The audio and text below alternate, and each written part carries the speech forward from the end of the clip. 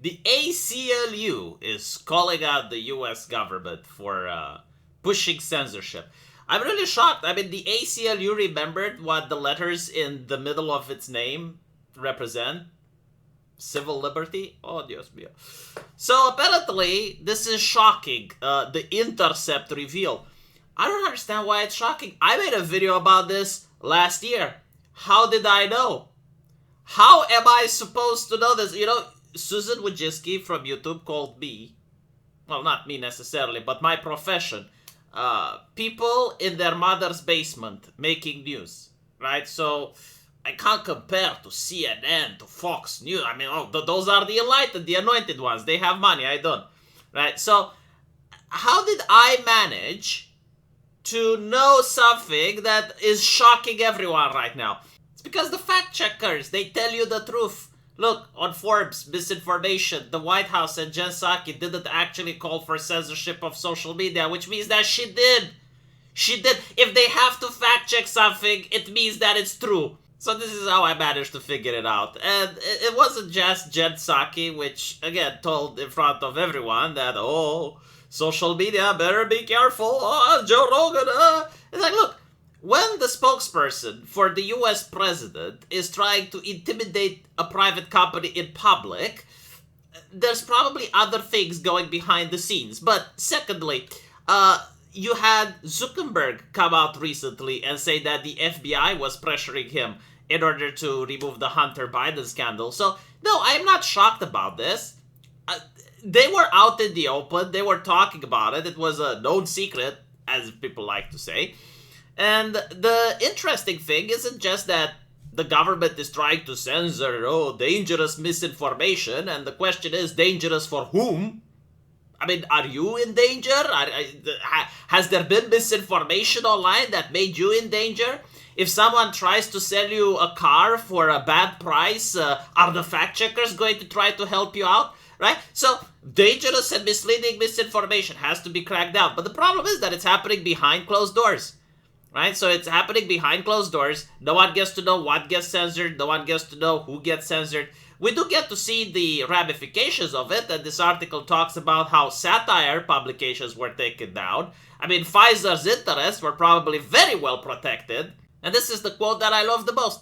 Platforms have got to get comfortable with government. It's really interesting how hesitant they remain. I mean, yeah, obviously, maybe they were thinking that they live in the land of the free and they're not expecting the Gestapo to knock at the door in order to play favorites for one political party. I mean, yeah, I could see why the phone company in America would be a little bit bewildered if the Secret Service or the Homeland Security would come up to them and say, hey, you know what? We would like to listen in to people's private phone calls because there's misinformation going on and we need to crack down on it. You need to be more comfortable working with the government, right? I mean, what is the difference between the United States and the Soviet Union? I mean, you're going towards the same direction. What is there was a recent poll which highlighted the problem. If you look at the press right now, and if you look at the Democrats' talking point, the thing that they worship the most is not liberty, it's not freedom, it's democracy. What the fuck does that even mean? It's like, it's democracy. America is not even a democratic country. It's a constitutional republic. But even then, why would you put the most important thing to be democracy? If you have freedom, you will have democracy. If you have democracy, you may not have freedom. But it's the way they have subverted in the language, democracy is the most important thing, so we need to crack down on individual liberties and freedoms in order to preserve it. And of course, democracy means the Democratic Party ruling, right? Because they even created the narrative, they crafted the narrative that if right-wingers win elections or if right-wingers win, then democracy is destroyed. It's just insane. But anyway, right, so what I happen to know from insiders and from talking with other people, most companies, the reason they were so pissed off and they didn't like the fact that the government is intervening is not necessarily because they were asked to censor. Because they can censor. Even though they're the ones that are taking the PR hit. Because it's viewed that Facebook is censoring. It's not viewed that the government is pressuring Facebook to censor. No, the thing that they hated the most was the flip-flop. It's like mask on, mask off. It was made in a lab. It's not made in a lab. It's like, make your fucking mind, you know, like just give us a list of things you want us to censor, tell us what the fuck it is, and leave it there for at least 5 years. Or just add things, but like stop flip-flopping on the issue. And this is probably why many people spoke out from these companies, because they were furious. I mean, they were losing money based on this. It was their reputation on the line at the end of the day. You have like the company saying, oh yeah, well, this is fact. You're not allowed to talk about anything the opposite. And then the next day the TOS changes, and what was a thing that you could talk yesterday can get you banned today, and a thing that could get you banned yesterday, or you even got banned yesterday, now it's fine to talk about it. A lot of people were pissed off, so I definitely understand it. But anyway, I was curious how they're going to debunk this, and apparently, of course, the answer to everything bad that happens in the world is Trump did it. Like, what the fuck? Well, apparently in 2018, President Donald Trump signed the Cybersecurity and Infrastructure Security Agency Act into law. And this created the Cybersecurity and Infrastructure Security Agency, which is a separate agency in the DHS, right? So it's fake news.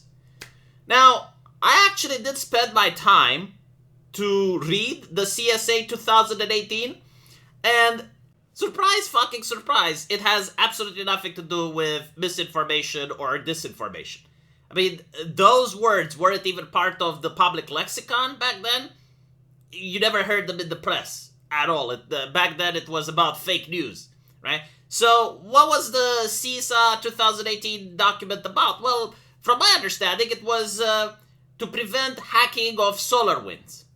Right, so because the United States is moving towards green energy, and the green energy is connected electronically, well, it's now a national security, so they had this agency in order to make sure that no one is hacking the power grid, right? So how do they justify it? Well, they justify it by actually turning people into infrastructure, right? Like, that is their legal representation in order to justify censoring Facebook.